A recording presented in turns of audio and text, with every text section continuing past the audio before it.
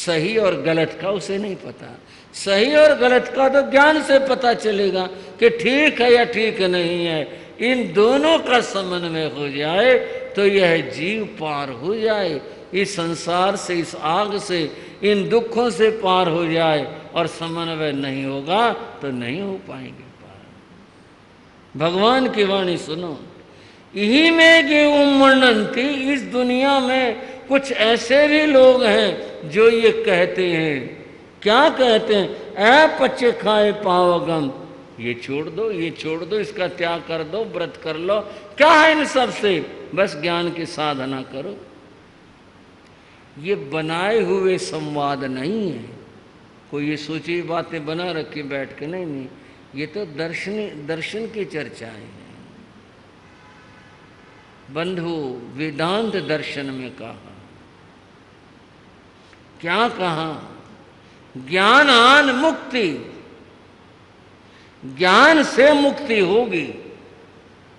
कहा ज्ञानान मुक्ति, ज्ञान से क्या होगी? मुक्ति होगी। उनकी मान्यता है। वहां क्रिया की बात नहीं की गई, वहां तो कहा ब्रह्म विद ब्रह्म भवति, ज्ञान करो। जब तुम ब्रह्म के बारे में जान लोगे तो स्वयं ब्रह्म हो जाओगे। इसलिए ज्ञान से मुक्ति है। एक और दर्शन है, उसका नाम मीमांसा दर्शन है।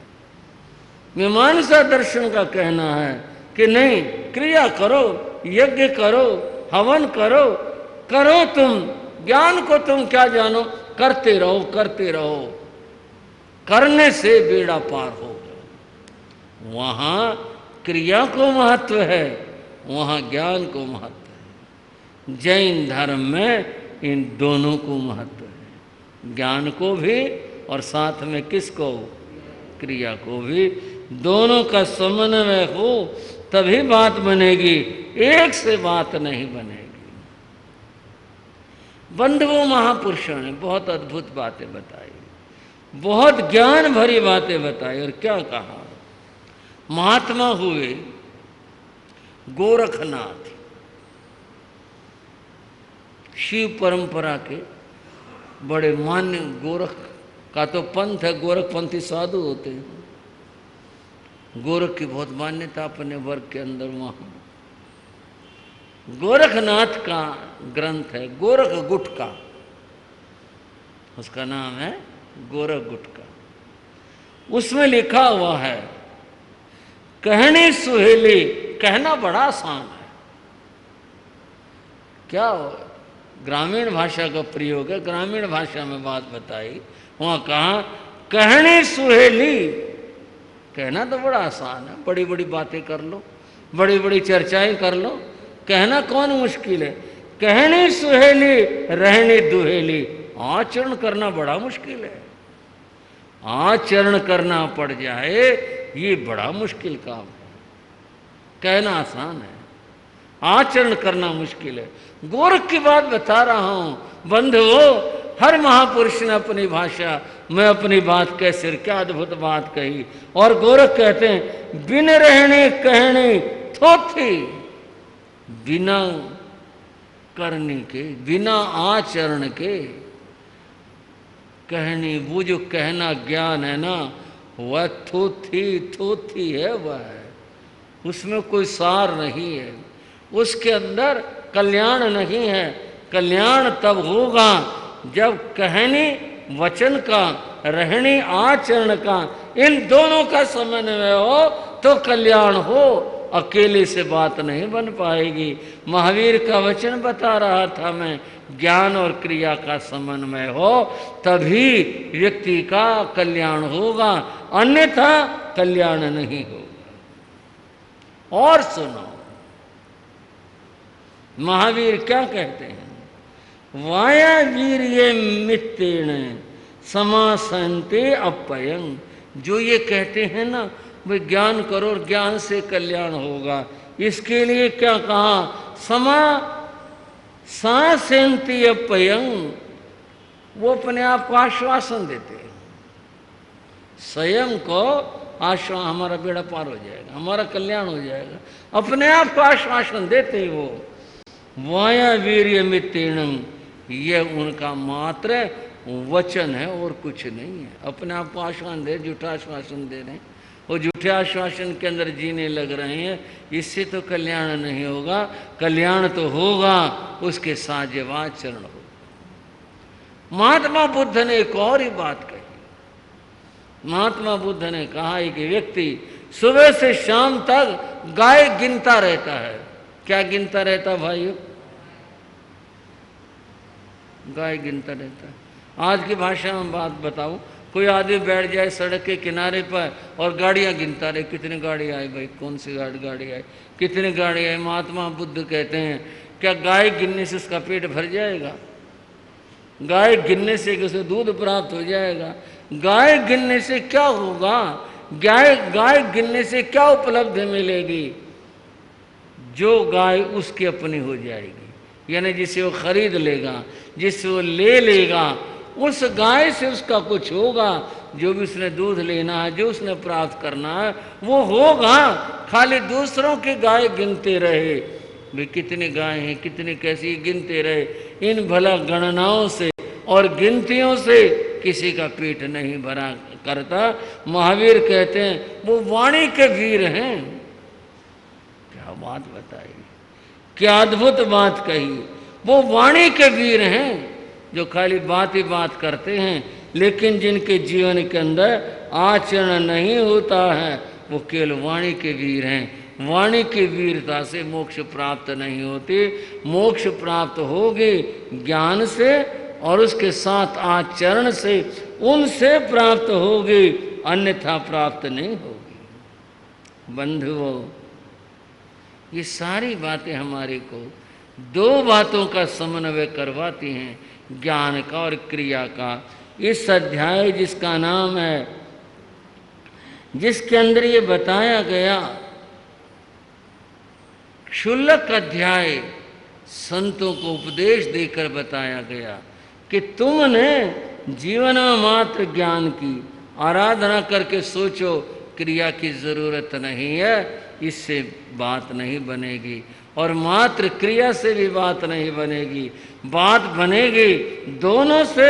उपदेश दिया भगवान ने, इन दोनों को अपने जीवन के अंदर लाओ, तब तुम्हारा उद्धार और तुम्हारा कल्याण हो पाएगा। अब यहाँ से इतना कहने के बाद में भगवान ने फिर उनको जो दैनिक चर्या के उपदेश हैं, जो कार्य हैं, उनके बारे में कहा। जैसे कुछ बातें आपको बताता। सन्निहिं न कुविद्या लेव मायाए संजय पक्षी पतम समादाय। भगवान ने कहा सन्निहिं न कुविद्या, साधु, तुम साधु बने हो, और साधु बने हो तो अपने साधुता का ख्याल रखो। उस साधुता में क्या कहा? सन्निहिं न कुविद्या, संग्रह की भावना मत रखो, इकट्ठा करने की भावना मत रखो। और संग्रह इकट्ठा करना सभी चीज़ों के बारे में, वो भोजन भी हो सकता है, वो अन्य पदार्थ भी हो सकते हैं, कुछ भी हो सकता है। संग्रह की भावना अपने मन के अंदर मत रखो। उतना ही लो, उतना ही जो तुम्हारे प्रयोग में आता है, उसके लिए कि कल काम आ जाएगा। लेव माया संजय, तुमने कल के लिए थोड़ा भी नहीं रखना है। न वस्त्र की बात भी है, भोजन की बात भी है, और भी बातें हैं। जो है वो आज का प्रयोग करो, और कल के लिए तुमने चिंता नहीं करनी है।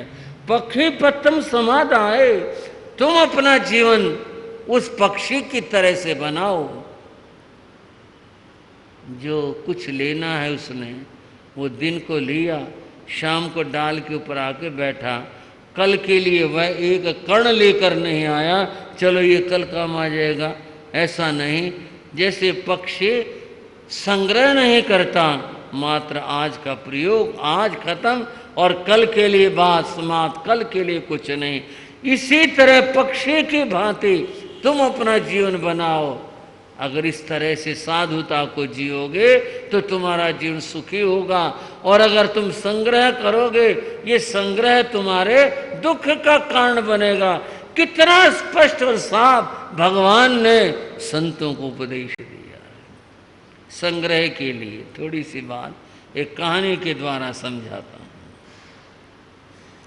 बंधुओं, एक सेठ था किसी गांव नगर के अंदर, बहुत बड़ा था, इन्हें बहुत धनी आदमी था, बहुत पैसे वाला था। उसके यहाँ पौत्र का जन्म हुआ, खुशियां मनाई, वही जो संसार में लेना देना करना होता वो सब किया। आपस में उन्होंने कुछ बात करी, भाई ग्रह अच्छे हैं, ऐसे हैं सब। एक व्यक्ति को उन्होंने आप बताओ, सबकी तरफ से बात हो। उस व्यक्ति ने जन्म पत्र देखकर बताना शुरू किया। उसने कहा, सेठ जी बहुत भाग्यवान बालक है, इतना भाग्यवान बालक है 7 पीढ़ी तक इसको कमाने की जरूरत नहीं पड़ेगी, इतना धन लेकर के आया यह है। सेठ ने 7 पीढ़ी का नाम सुना और छूटते ही बोला, और 8वीं पीढ़ी? 7 की तो आपने बता दी, 8वीं की बताओ। पंडित जी ने कहा, जिसको 8वीं पीढ़ी की चिंता है ये कोई दक्षिणा दीवाल नहीं है, इससे कुछ नहीं उम्मीद है, कुछ मिल जाएगा। बताओ, ये तो 7 पीढ़ी पर इसने खुशी नहीं मनाई भी मेरी 7 पीढ़ियां इतने आनंद में ठाठ में रहेंगे, बच्चा इतना भागवान है, इतना अच्छा है, और ये 8वीं की चिंता कर रहा है। मिल लिया इससे तो, ऐसे तो कुछ मिलेगा नहीं। कुछ न कुछ हमें भी ज्ञान लगाना चाहिए। बोले जी 8वीं पीढ़ी की कहो तो वो भी बता दो। बोले बताओ। बोले ये 8वीं पीढ़ी के ऊपर शनि की दृष्टि है। बोले फिर तो जी देखो क्या करोगे पूछ के। बोले नहीं, बात बताओ क्या बात। सब कुछ बर्बाद हो जाएगा, शनि की दृष्टि है। बोले तो बहुत बुरी बात होगी। बोले हम क्या कर सकते हैं, तो जो ग्रह हैं जो हमारे को दिखाई दे रहा है वो यही है जो हमने बताया। 8वीं पीढ़ी का तो बहुत बुरा हाल होगा। फिर चिंता में पड़कर बोला, अच्छा कोई इसका उपाय बताओ। बोले हाँ, उपाय तो है, जिससे शनि की दृष्टि टल जाए, उपाय तो है। एक और बात बता रहा हूँ। एक आदमी पंडित के पास गया, जाकर उसने पत्री दिखाई, हाथ दिखाया, कुछ दिखाया। देख करके पंडित बोला, भाई शनि की दृष्टि है, जब तक ये इसका समाधान नहीं होगा उस समय तक तेरे कुछ नहीं हो सकता। वो व्यक्ति बोला, जी क्या करना चाहिए शनि की इस कुदृष्टि को टालने के लिए? उसने उपाय बताया। उपाय बड़ा महंगा था। बोले जी मैं तो गरीब आदमी हूँ, मेरे से तो हो नहीं पाएगा, कुछ और बता दो। सोचकर बोला, तो ऐसा है, तू एक भैंस दान कर दे तो शनि की दृष्टि उतर जाएगी। बोले जी आप समझे नहीं, मैं तो गरीब आदमी हूँ, भैंस की तो स्थिति है नहीं। बोला चल ऐसा कर, एक काले रंग की बकरी दान कर दे। अगर भैंस की बात नहीं बनती तो काले रंग की बकरी दान कर दे। बोला जी मेरी तो उसकी भी स्थिति नहीं है। बोला फिर ऐसा कर, एक टोकरी कोयले दान कर दे, ये भी काले होते हैं शनि की दृष्टि के लिए, तो एक टोकरी कोयले दान कर दे। बोला जी मैं तो आप लकड़ियाँ चुप के गुजारा करता हूँ, कोयले तो हमारे हैं नहीं। बोले फिर तेरा शनि कुछ नहीं बिगाड़ सकता, चाहे 100 शनि आ जाओ, फिर तेरा क्या बिगड़ना है। फिर कोई चिंता करने लग रहा है। बंधुओं, सेठ ने कहा 8वीं पीढ़ी, उसने कहा उपाय तो है। बोले उपाय बताओ। उसने उपाय बताया जी। उस उपाय में एक ये उपाय भी बताया कि 108 ब्राह्मणों को खाना खिलाना है, दक्षिणा देनी है, और जो कुछ कहना तो बता दिया, ये सब करना पड़ेगा। बोला वे कर देंगे, फिर शनि दृष्टि बोले हट जाएगी। ठीक है। जैसे उन्होंने बताया वैसा अनुष्ठान उसने करवाया। आई बात 108 ब्राह्मणों को खाना खिलाने की। शहर भर के ब्राह्मणों को निमंत्रण दिया, आया, आए लोग, खाना खिलाया, सब हुआ। एक व्यक्ति की कमी रह गई। बोले वे ढूंढो, कमी नहीं रहनी चाहिए। पता चला कि शहर में एक ब्राह्मण है, वो नहीं आया। सेठ ने उसको बुला कर लाओ। व्यक्तियों को भेजा कि ये सेठ बुला रहे हैं।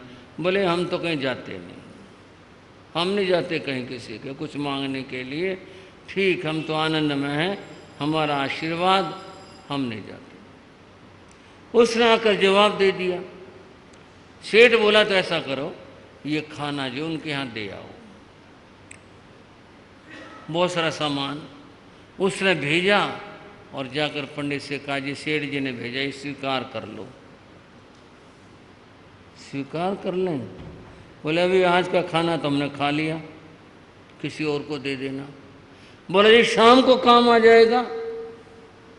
बोले अभी मैं पंडितानी से पूछ लेता हूँ शाम की बात, तो बाकी अब तो हमारे को चाहिए नहीं।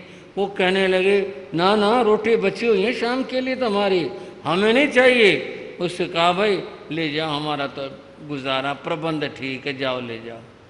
बंद हुआ। वो निराश होकर के गया सेठ से। सेठ ने पूछा भी क्या हुआ? बोला जी वो तो ये कह रहे हैं हमारा तो प्रबंध, हमें तो ज़रूरत नहीं है, हमने शाम की चिंता करते, हमने कल की चिंता करते, सब कुछ ठीक है। सेठ के मन में एक विचार आया, दुनिया में एक आदमी वो है जो शाम की चिंता नहीं कर रहा, और एक मैं हूं जो काल की चिंता कर रहा हूं। आठवीं पीढ़ी का क्या होगा, मैं वो चिंता कर रहा हूं। इस कार्यक्रम के पुण्यार्जक हैं श्री वीर सेन जी जैन एवं श्रीमती दर्शनी देवी जैन, श्री विनय जैन एवं श्रीमती मीनाक्षी जैन, श्री चिराग जैन एवं श्रीमती राधिका जैन, श्री सिद्धार्थ जैन एवं श्रीमती प्रियंका जैन।